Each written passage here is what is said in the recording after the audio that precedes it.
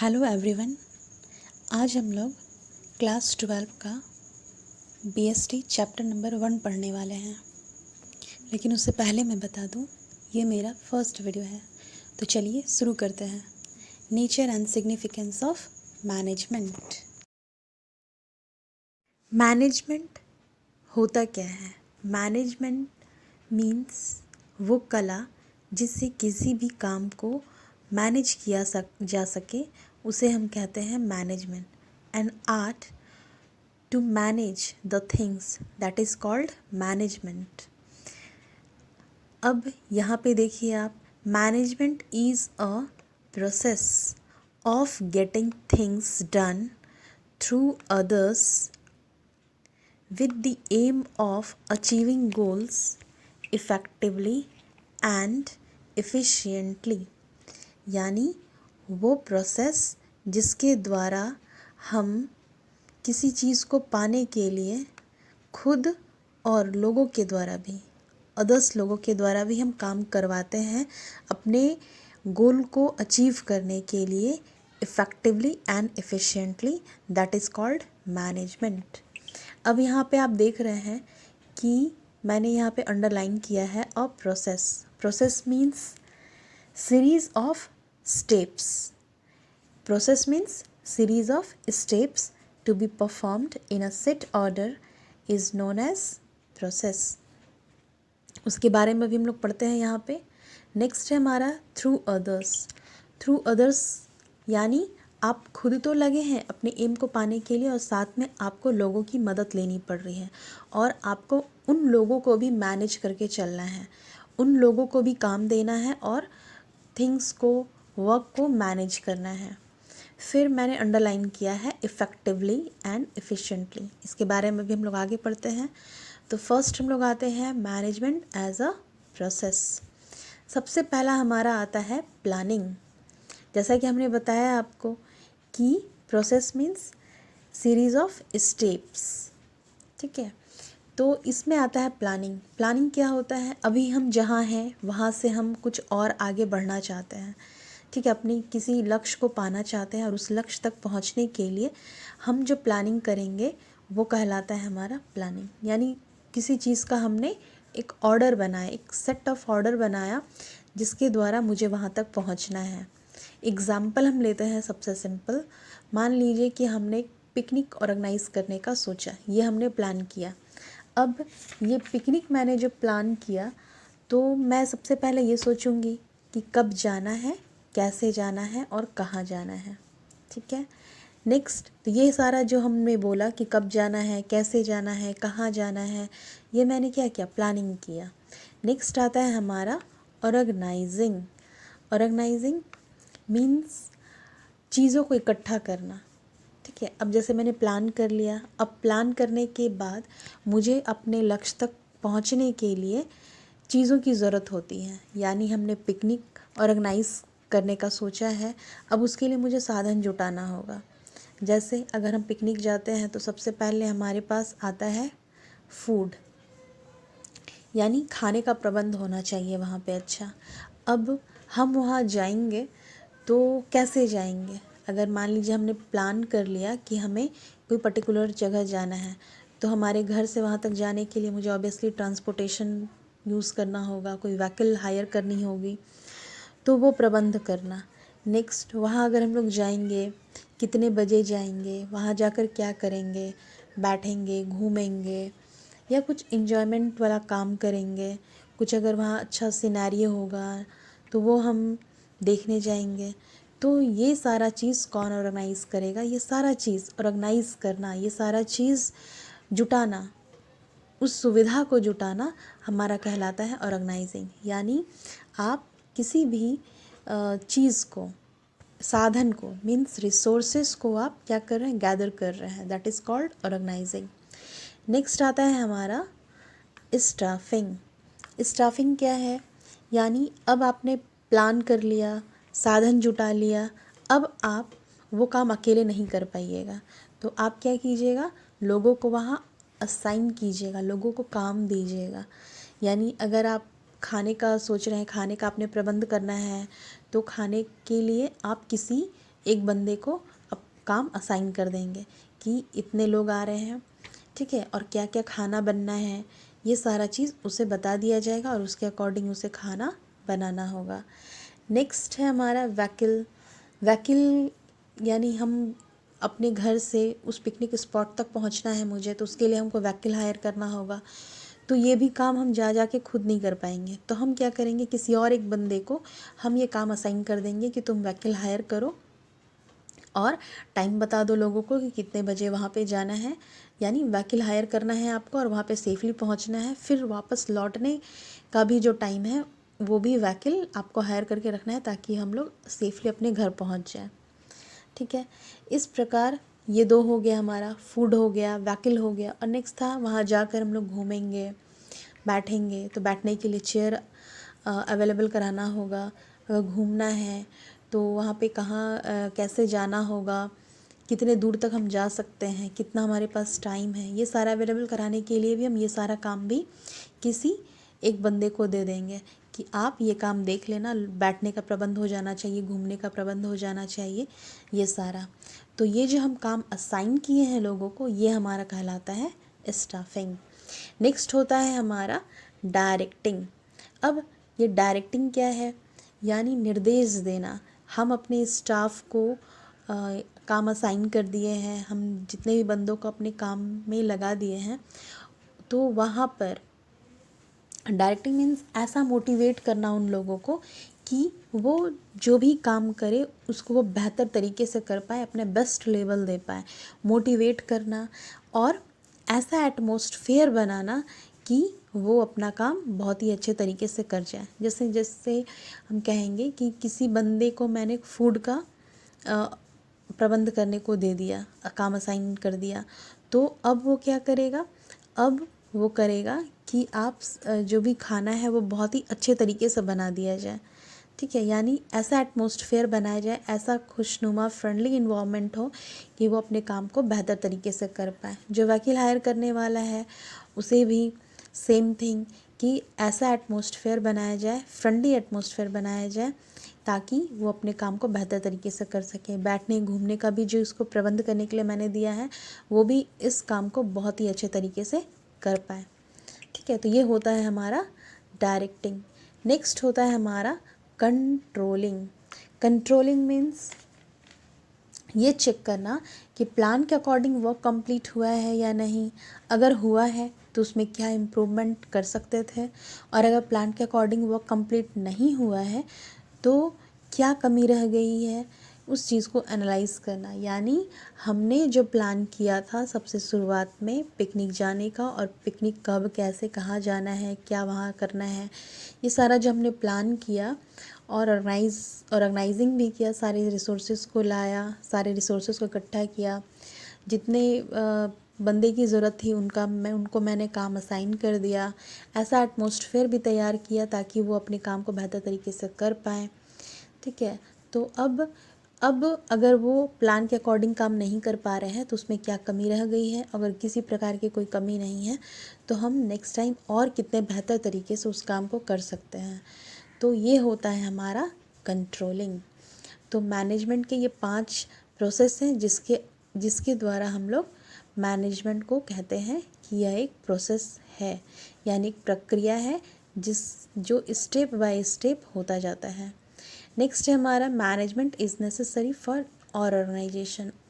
तो बिल्कुल मैनेजमेंट हर ऑर्गेनाइजेशन के लिए, आप चाहे छोटे लेवल पे काम कर रहे हो या बड़े लेवल पे काम कर रहे हो, आपको हर टाइम, आप भारत में हो, आप किसी और देश में हो, कहीं भी आप हैं तो वहाँ मैनेजमेंट की ज़रूरत होती है।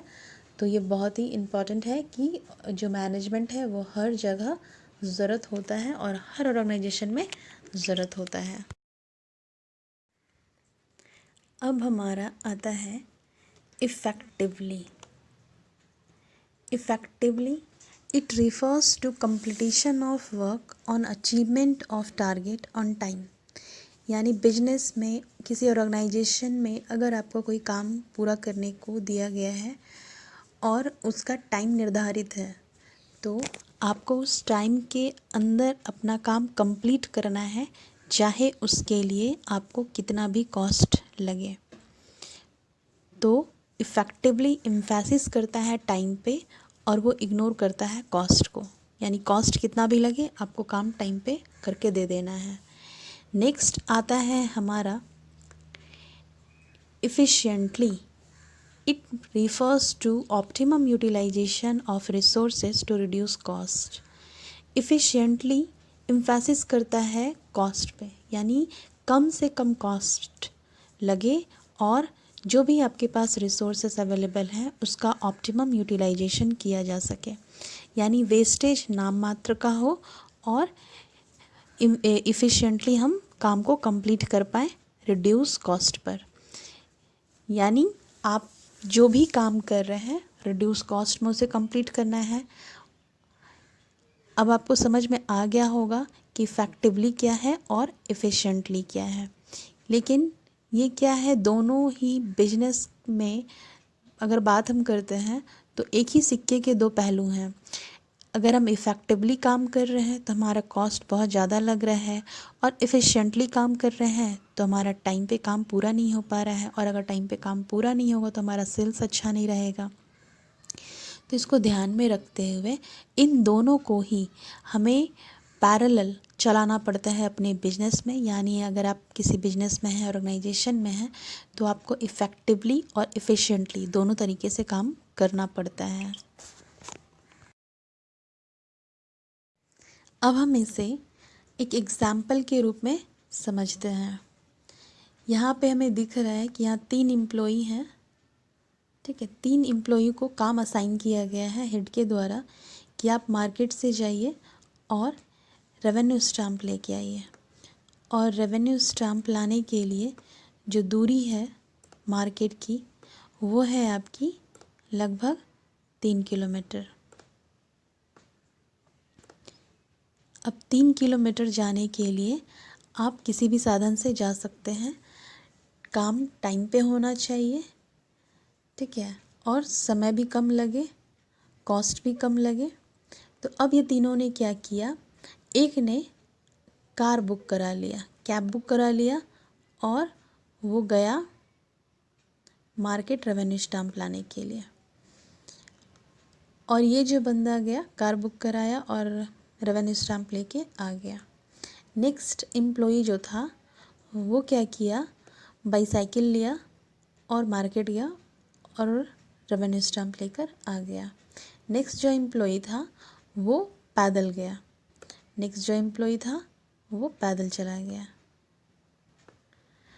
अब ये जो एम्प्लॉई पैदल गया है, अगर हम बात करें कि इसने किस तरीके से काम किया, तो ये जो बंदा है जो पैदल गया था ये काम कर रहा है आपका एफिशिएंटली, यानी वो सबसे कम कॉस्ट में जाकर मार्केट से रेवेन्यू लेके आएगा। टाइम भले कितना भी लग रहा है लेकिन वो एफिशिएंटली काम कर रहा है। नेक्स्ट जो एम्प्लॉई था वो कैब बुक कराया, कैब बुक करा के वो मार्केट गया और वहाँ से रेवेन्यू स्टैम्प खरीद के ले आया। तो ये कैसे काम कर रहा है, ये इफ़ेक्टिवली काम कर रहा है, यानी टाइम पे, एकदम टाइम पे फोकस कर रहा है। टाइम कम लगा इसे, सबसे कम लगा कैब वाले को, और कॉस्ट सबसे ज़्यादा, यानी इसने कॉस्ट की चिंता बिल्कुल नहीं की कैब वाले ने। और जो पैदल जो गया है वो एफिशिएंटली काम किया, यानी कॉस्ट कम लगी, उसने टाइम की चिंता नहीं की और कैब वाले ने कॉस्ट की चिंता नहीं की। लेकिन जो बाईसाइकिल लेके गया है वो क्या, वो दोनों तरीके से काम किया है, इफ़ेक्टिवली भी और एफिशिएंटली भी। यानी 3 किलोमीटर जाने के लिए अगर उसने बाईसाइकिल यूज़ किया है तो बहुत ही मिनिमम कॉस्ट पेट्रोल का होगा, और वो वहाँ से गया, सामान अपना रेवेन्यू स्टैम्प लेकर ऑफिस आ गया। तो अगर हम बात करें कि किसने इफ़ेक्टिवली और एफिशिएंटली काम किया है, तो ये वो बंदा है जिसने बाईसाइकिल यूज़ किया है। इस प्रकार हम कह सकते हैं कि किसी भी बिजनेस में काम करने के लिए हमें इफ़ेक्टिवली और एफिशिएंटली दोनों तरीके से काम करना चाहिए। अब आता है हमारा objective of management. First objective of management क्या है और ऑब्जेक्टिव होता क्या है, किसी भी काम को करने के लिए अगर हम कोई भी काम कर रहे हैं तो उसका एंड रिज़ल्ट क्या आएगा। The term objective refers to the end result of an activity, यानी उसका लास्ट रिज़ल्ट क्या आने वाला है। तो पहला ऑब्जेक्टिव है organisational objective. Organisational objectives first आता है हमारा सर्वाइवल। सर्वाइवल मीन्स आप बिजनेस खोले हैं मार्केट में, तो आप जब मार्केट में आते हैं तो सबसे पहला आपका ऑब्जेक्टिव होता है कि आप मार्केट में सरवाइव कर पाएँ। ठीक है, यानी आपने जितना भी कॉस्ट लगाया है अपने बिजनेस में, अपने रिसोर्सेस में, वो सारा कॉस्ट आपको कम से कम मिल जाए ताकि आप मार्केट में सरवाइव कर पाएँ। नेक्स्ट आता है हमारा ग्रोथ। जब आप सरवाइव कर जाते हैं मार्केट में तो अब आप सोचते हैं कि अब आप सरवाइव कर रहे हैं, अब आपको ग्रोथ करने की ज़रूरत है, यानी अब आप अपने रिसोर्सेस को बढ़ाते हैं। जैसे आप पहले कागज़ का ही सिर्फ बिजनेस कर रहे थे या कपड़े का बिजनेस कर रहे थे या बहुत ही मिनिमम चीज़ें ला रहे थे, रिसोर्सेस ला रहे थे, रॉ मटेरियल्स ला रहे थे, तो अब आप क्या करेंगे, उसके रॉ मटेरियल्स को बढ़ाने की कोशिश करेंगे। रॉ मटेरियल्स बढ़ाने के बाद आप अपने ब्रांचेस को बढ़ाएंगे। इस प्रकार जब आप मार्केट में सरवाइव कर जाते हैं तो फिर आप ग्रोथ की भी सोचते हैं। नेक्स्ट आता है हमारा प्रॉफिट। ऑब्वियसली ये जो प्रॉफिट है, कोई भी बिजनेस विदाउट प्रॉफिट हम सोच ही नहीं सकते हैं उसके बारे में कि इस पर्टिकुलर बिजनेस से मुझे क्या आना चाहिए, प्रॉफिट आना चाहिए। प्रॉफिट मेकिंग ही फर्स्ट ऑब्जेक्टिव होता है इनका, यानी ये चाहते हैं कि हमेशा बिजनेस में प्रॉफिट आए, तभी हम ग्रोथ कर पाते हैं और तभी हम मार्केट में सरवाइव भी कर पाते हैं। अगर प्रॉफिट नहीं आएगा तो ना आप सरवाइव कर पाइएगा, ना ही आपका ग्रोथ हो पाएगा। तो प्रॉफिट बहुत इसेंशियल है किसी भी बिजनेस के लिए। नेक्स्ट आता है हमारा पर्सनल ऑब्जेक्टिव। पर्सनल ऑब्जेक्टिव में कोई भी हमारा जो एम्प्लॉई है, पर्सनल ऑब्जेक्टिव के बारे में हम बात कर रहे हैं। कोई भी हमारा एम्प्लॉई है, वो अगर हमारे बिजनेस में, हमारे ऑर्गेनाइजेशन में काम कर रहा है तो उसको क्या चाहिए। अगर हम किसी स्कूल में काम करते हैं या हम अगर किसी ऑफिस में काम करते हैं तो सबसे पहले हम बात करते हैं वेजेस की और सैलरी की। एक फेयर वेजेस और एक फेयर सैलरी मुझे मिलनी चाहिए, तभी हम उस बिजनेस में या ऑर्गेनाइजेशन में ज्वाइन करेंगे। तो जो एक लाइवलीहुड को कंप्लीट कर पाए, जीवन यापन के लिए बहुत ज़्यादा ज़रूरी सैलरी एक मिलना चाहिए, वो सैलरी उस लेवल तक मुझे मिल जाना चाहिए। नेक्स्ट आता है हमारा good working condition. Good working condition means आप जहाँ काम कर रहे हैं, आपका फर्स्ट जो ऑब्जेक्टिव था फेयर वेजेस एंड सैलरी, वो कंप्लीट हो चुका है। अब आपको सैलरी एक अच्छी हैंडसम सैलरी मिल रही है। अब आप चाहेंगे कि वहाँ का जो वर्किंग कंडीशन है वो बहुत ही अच्छा हो।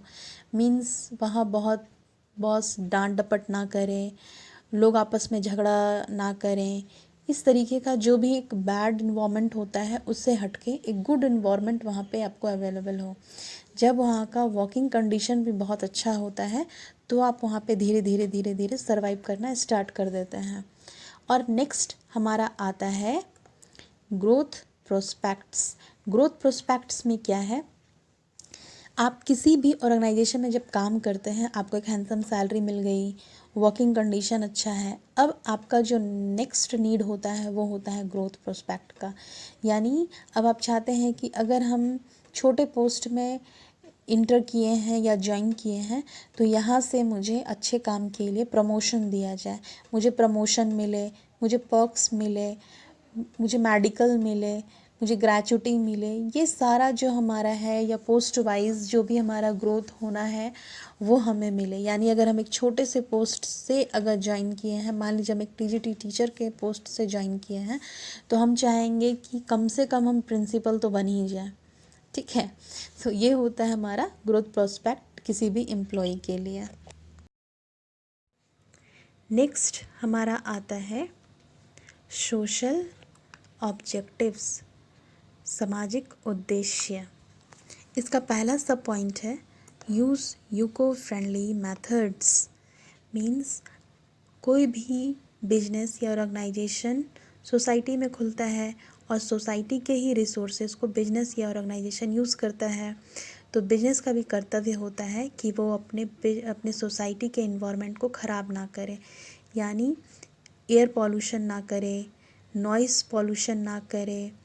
इस प्रकार से जितने प्रकार के पॉल्यूशन होते हैं वो कम से कम हो या ना हो, और उसके लिए वो यूको फ्रेंडली मेथड्स का यूज़ करें।